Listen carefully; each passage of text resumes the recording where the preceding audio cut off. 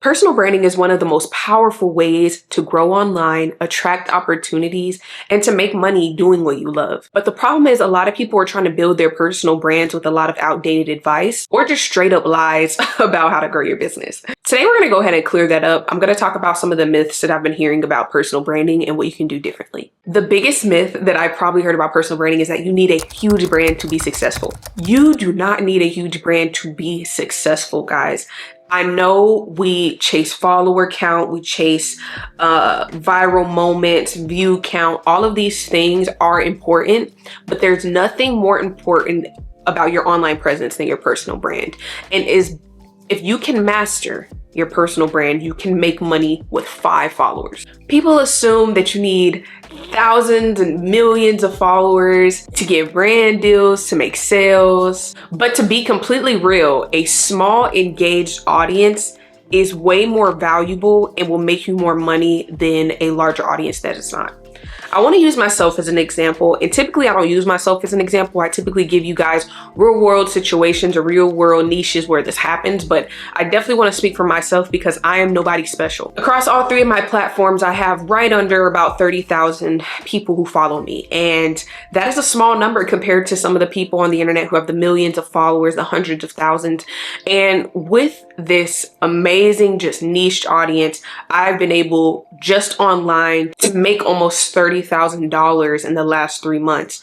And just from online, just from organic, showcasing my expertise, showcasing help, giving you guys social proof. All of these things are necessary to create this personal brand.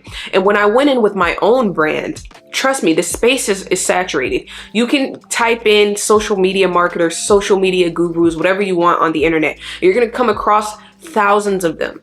So I really focused in the beginning stages of wanting to create this brand. How can I make sure that I have a brand that is standing out from the rest? And if you look at my comment section, you will see what my branding has done compared to other people in this space. A lot of people's biggest concern when they're dealing with social media marketers, when they're dealing with people who are trying to teach them YouTube, personal branding, business branding, a lot of the issue that people have is I feel like when I watch these other videos, I don't really understand. It's these complex theories and just a lot to take in. And I find a lot of people struggle trying to learn things like SEO from other people or more in detailed things. And I feel where I fit in the market, the number one thing that people tell me is like, I actually understand what you're saying. I actually feel like I've gotten some advice that I can take and apply to my own channel without me being confused and without me having to spend a penny. So I think that's definitely where my place is in the market, but I have created my own brand around the focus being personal branding. I'm not just a social media guru. I'm a brand strategist first who happens to know social media. So I think that's super important when you're creating a personal brand, that you shape it to attract the audience members that you want. Another big myth that I hear a lot is that you need to be an expert before you start. A lot of people think they need to be at the PhD level of their niche before they start teaching or showing or doing something. A lot of the biggest influencers that we know started while they were learning. Like, with all due respect, I love Jackie Aina. Makeup is on fleek. Her body is tea. But if we go look at some of Jackie's first few years on her channel, the makeup was giving, it was questionable.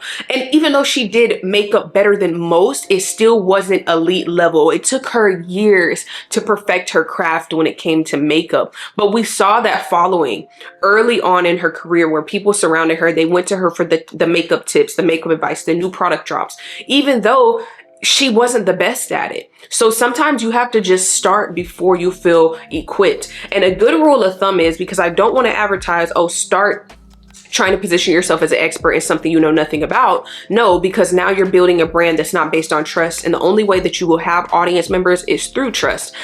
What you need to be doing is, am I better than most at this? I'm not saying am I the best, but are you better than most? That's a good question to ask when it comes to makeup, when it comes to finance tips, when it comes to being like a fitness coach online. Am I better than most? Do my methods work?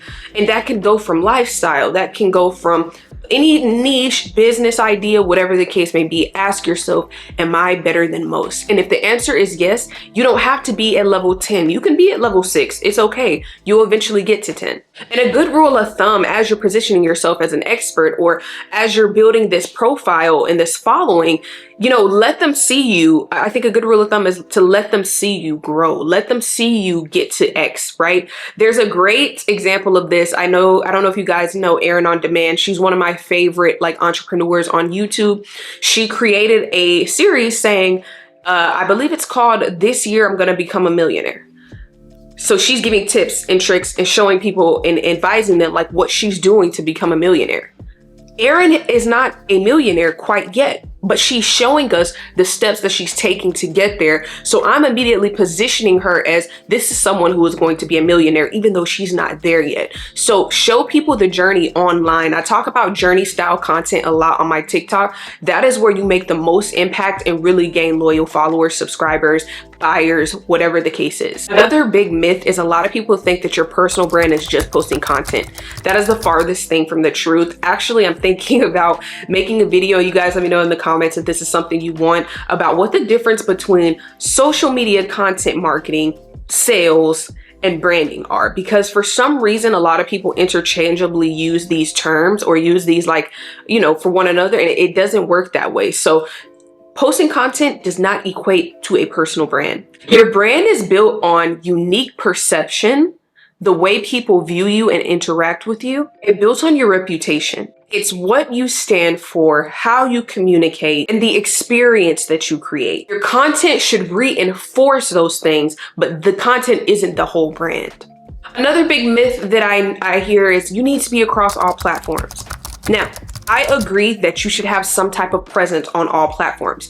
But for example, my presence on Instagram is about a 2 or 3 out of 10. My presence on TikTok is about a 9 out of 10. And I'd say my presence on YouTube is about an 8 out of 10. I don't have to put 10 out of 10 in each of those bubbles to be successful in my personal brand. When I was talking about the 30,000 that I've made, most of that came from TikTok, and that's okay. And a lot of people would say, oh, you need to get on Instagram to get more money, YouTube. And although, yes, those are ways that I can make more money, I am seeing that just being heavily on one is still getting me what I need for my business. So although, yes, you need to be across all platforms, and I've talked about this, especially with things like the TikTok ban, which is why I'm also super into YouTube, just in case anything else happens with that. But it's also like you don't have to equally put all your effort into all the platforms that you want to be on. And typically what I find with people who are all across every single platform, they're spreading themselves too thin, and it's apparent where they lack on certain platforms. So I would say if you want to master having a personal branding, you want to create a really good community, you need to have a ranking system. If you want to be on Instagram, YouTube, and TikTok, awesome, but which platform is going to be your priority?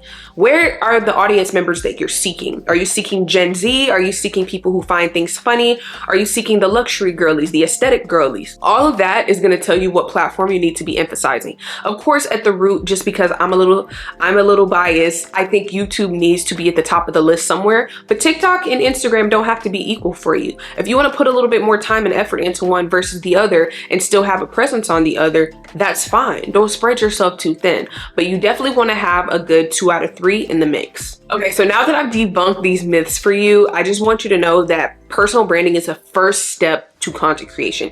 You cannot have content, you can't be a social media influencer, you can't do any of these things, you can't be a business leader, you can't be a business expert without a personal brand.